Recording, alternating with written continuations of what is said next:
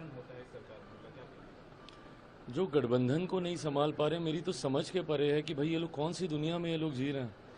यहाँ पे आज की तारीख में जब दूसरे चरण का नामांकन हो गया है, इस तरीके की बातें करके अपने बिखरे हुए या कोलैप्स गठबंधन के ऊपर जो ये लोग पर्दा डालने का प्रयास कर रहे हैं, हम जब सरकार में आएंगे, हम जब सरकार में आएंगे, हम ये करेंगे, हम वो करेंगे।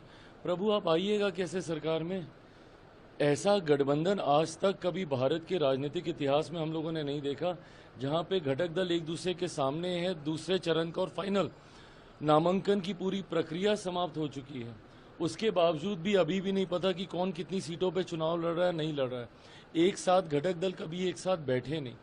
राहुल जी जिन्होंने इतनी मेहनत की, सब आए एसआईआर को लेकर लोगों को भ्रमित करने का कार्य किया, सब किया, वेयर इज ही? है कहाँ वो?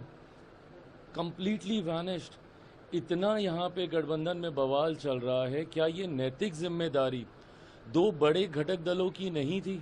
क्या ये राहुल जी और नेता प्रतिपक्ष बिहार में तेजस्वी, इन दोनों की ये नैतिक जिम्मेदारी नहीं थी कि दोनों एक साथ बैठें और गठबंधन में जितने भी बॉटल नेक्स हैं उसको क्लियर किया जाए, इन सारे जितनी भी उलझने हैं उनको सुलझाने का प्रयास किया जाए? ये तो गंभीरता का अभाव दिखाता है। ये तो शरीर से दिखाता है कि शायद कांग्रेस सीरियस ही नहीं है बिहार के चुनाव को लड़ने को लेकर।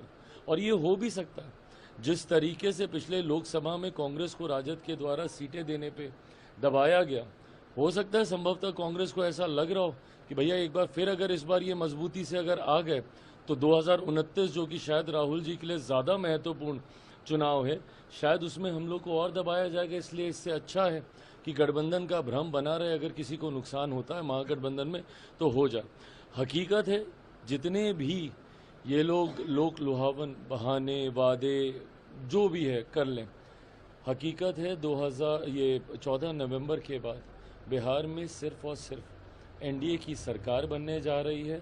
बिहार की जनता इस बात को समझ गई है कि जो गठबंधन में 5-6 घटक दलों को एक साथ नहीं रख सकते, वो बिहार की 14 करोड़ जनता को कभी एक साथ नहीं रख पाएंगे।